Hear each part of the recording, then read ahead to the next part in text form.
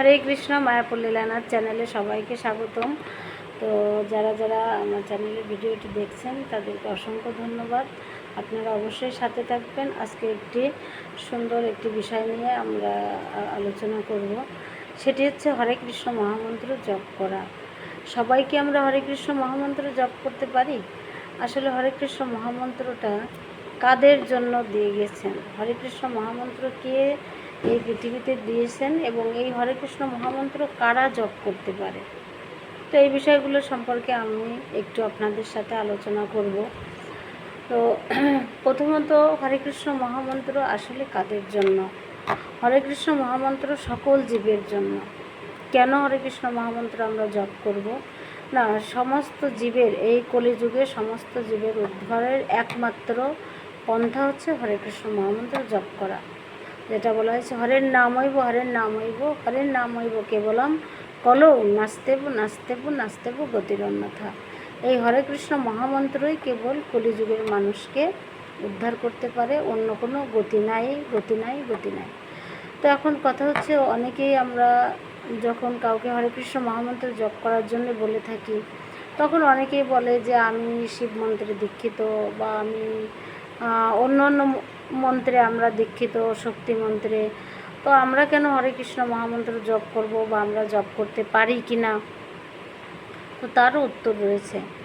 চৈতন্য মহাপ্রভু হরে কৃষ্ণ মহামন্ত্র দিয়েছেন জীবের উদ্ধারের জন্য। তিনি হরিদাস ঠাকুর এবং নরোত্তম দাস ঠাকুর, রূপসান্ত যারাই ছিলেন তাদেরকে তিনি বলেছেন কি, প্রতি ঘরে ঘরে গিয়া করো এই ভিক্ষা, বলো কৃষ্ণ ভরজ কৃষ্ণ, করো কৃষ্ণ শিক্ষা।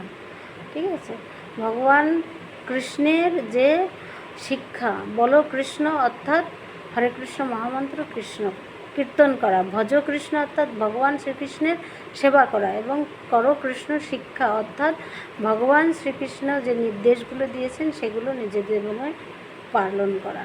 এবং সেই জন্যই সেই ভগবান শ্রীকৃষ্ণ চৈতন্য মহাপ্রভু হিসাবে এসে এই জীবের উদ্ধারের জন্য এই হরিনাম দিয়ে গিয়েছেন। আর এই হরিনামটা কারা করার অধিকারী? না, সকল জীব। চৈতন্য মহাপ্রভু বলেছেন যে যারে দেখো তারে কহ কৃষ্ণ উপদেশ, মোর আজ্ঞায় গুরু হইয়া তারও এই দেশ। অর্থাৎ এখানে কিন্তু হিন্দু, মুসলমান, বৌদ্ধ, খ্রিস্টান কোনো ধর্ম অনুসারী, নারী পুরুষ এগুলো পার্থক্য করে কিন্তু চৈতন্য মহাপ্রভু এই বাণী দেননি, এই উপদেশ দেননি। সকল জীবের জন্য যেই হরে কৃষ্ণ মহামন্ত্র কীর্তন করবে সেই উদ্ধার প্রাপ্ত হবে এবং সেই শুদ্ধ হতে পারে। কলির প্রভাবে আমরা কলুষিত হয়ে গিয়েছি। আমাদের জন্ম জন্ম ধরে আমরা এই জগতে বসবাসের ফলে আমাদের ভিতর যে কলুষতা তৈরি হয়েছে সেটা একমাত্র নিবৃত করার, দূর করার উপায় হচ্ছে হরে কৃষ্ণ মহামন্ত্র। তো এখন হরে কৃষ্ণ মহামন্ত্র কিন্তু আমরা যারা বলে থাকি অন্যান্য মন্ত্রে দীক্ষিত, তাদের অবগতির জন্য বা তাদেরকে জানানোর জন্য বলছি যে সত্যযুগে স্বয়ং পার্বতী তিনি কিন্তু এই কলি যুগের যে মহামন্ত্র, সেই হরে কৃষ্ণ মহামন্ত্র তিনি জপ করেছিলেন। কোথায় জপ করেছিলেন? এই শ্রীধাম মায়াপুরে এসে তিনি হরে কৃষ্ণ মহামন্ত্র জপ করেছিলেন এবং শ্রীচৈতন্য মহাপ্রভুর কৃপা আশীর্বাদ পেয়েছেন। তো এই ভিডিওর শেষে আমি আপনাদেরকে সেই স্থান দর্শন করাবো, এবং সেটি হচ্ছে এই মায়াপুরের 9টা দ্বীপের একটি হচ্ছে সীমান্ত দ্বীপ। এবং সেই সীমান্ত দ্বীপে যখন বহু বছর পূর্বে আমি বলেছি, সত্যযুগে, ওটা সঠিক আমার মনে নেই, তবে কলি যুগের পূর্বে এটা শ্রীচৈতন্য মহাপ্রভু যে আবির্ভাব হবেন কলিতে সেটা শিবজি মহারাজ জানতেন।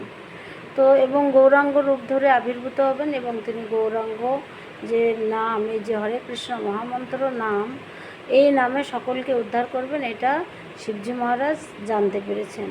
আর তখন থেকে তিনি গৌরাঙ্গ গৌরাঙ্গ বলে তিনি এটা কীর্তন করছেন।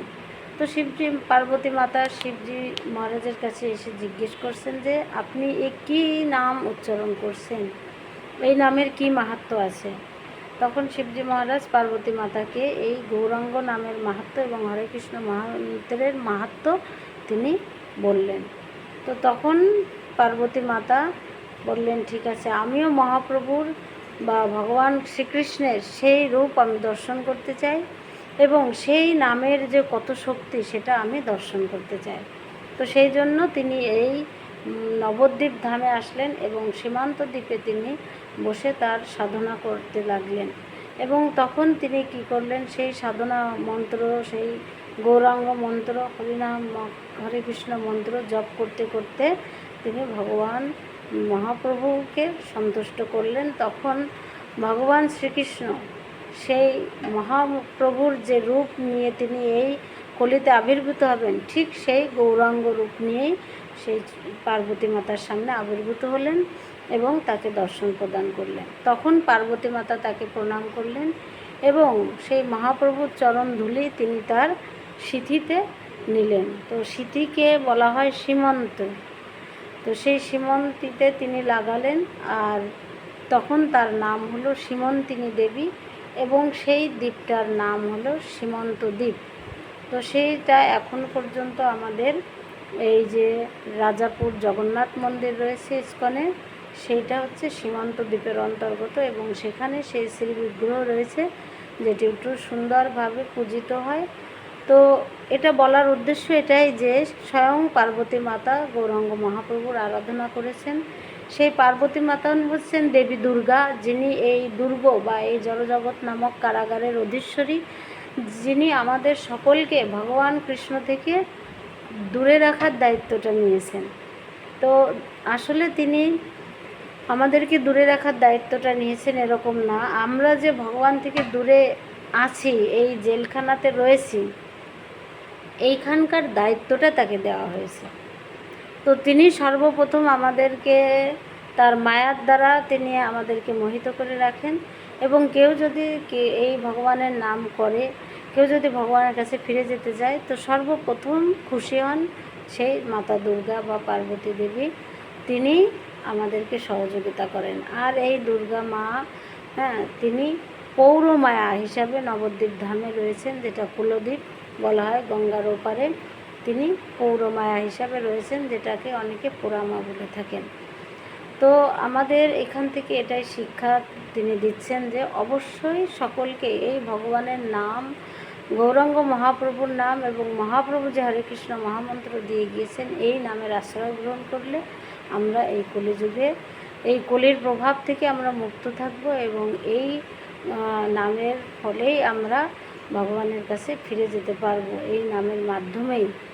তো আপনাদেরকে আমি সেই বিগ্রহ ছবি এখানে দেখানোর চেষ্টা করছি, আপনারা দর্শন করবেন এবং কেউ মায়াপুরে আসলে অবশ্যই আপনারা এটা দর্শন করবেন। সকলে হরে কৃষ্ণ মহামন্ত্র জপ করবেন এবং ভালো থাকবেন।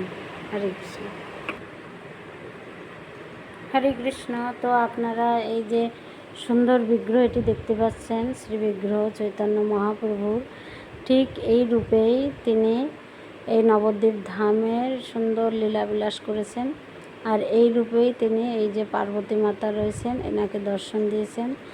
আর পার্বতী মাতার হাতে দেখুন অনেক সুন্দর এই যে হরে কৃষ্ণ মহামন্ত্র উনি জপ করছেন, গৌরাঙ্গ নাম জপ করছেন।